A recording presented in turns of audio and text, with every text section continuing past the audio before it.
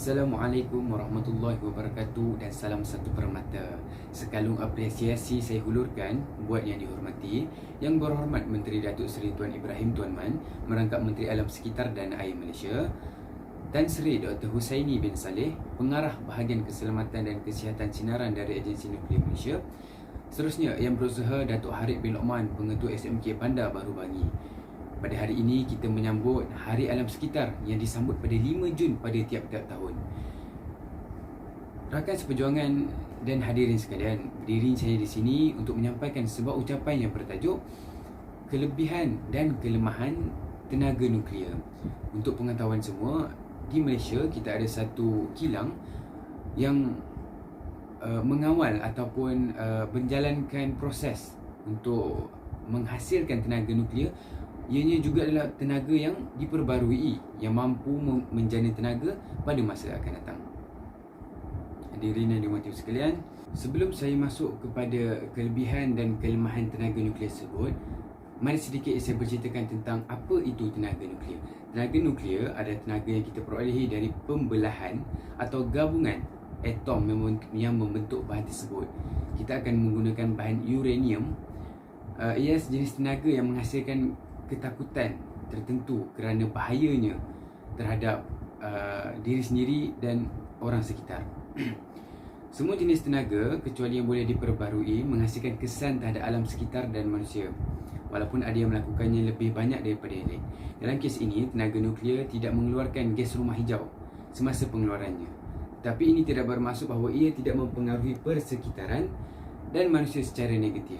Terdapat banyak kelebihan dan kekurangan tenaga nuklear dan manusia harus menilai masing-masing bahawa kelebihan ini atau kelemahan ini membawa baik atau buruk kepada manusia. Untuk terlebih dahulu akan saya ceritakan tentang kelebihan tenaga nuklear tersebut. Antara kelebihannya ialah sumber yang tidak akan habis. Tenaga nuklearnya menggunakan sumber tenaga uranium yang mampu diperoleh dan sumber yang tidak akan habis, maksudnya ianya akan diperbarui, yang boleh dipakai daripada zaman sekarang hinggalah zaman yang akan datang. Seterusnya, sejumlah besar tenaga nuklear ini mampu mencipta dalam satu kilang yang kecil. Walaupun kita ingin membina dalam satu jumlah yang amat besar, tetapi ianya dapat dilakukan dalam kilang, bermaksud ianya mudah untuk dihasilkan oleh seseorang. Seterusnya, apabila kita sudah cerita tentang kelebihannya, pasti akan ada kelemahannya.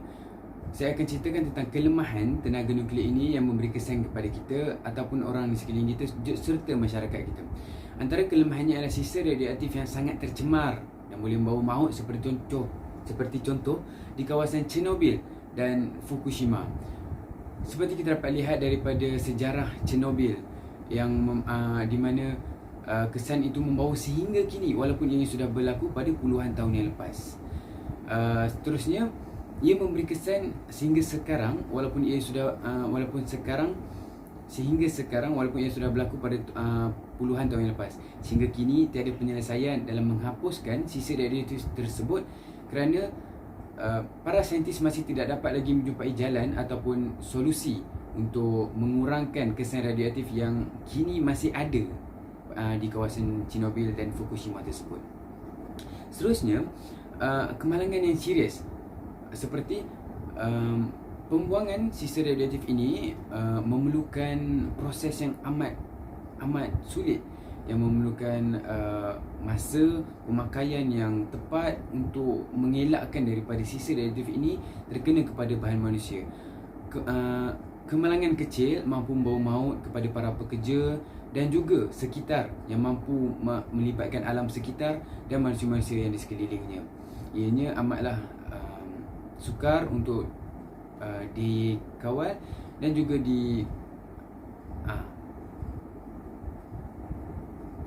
apabila terdedah dalam kuantiti yang banyak, ianya mampu membawa kesan yang buruk terhadap manusia, seperti ia dapat melakukan mutant kepada DNA manusia yang mampu mengubah DNA manusia untuk mendapat kanser atau penyakit-penyakit lain yang lebih teruk.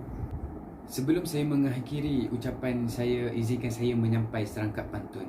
Jika ada sumur di ladang, boleh kita menumpang mandi.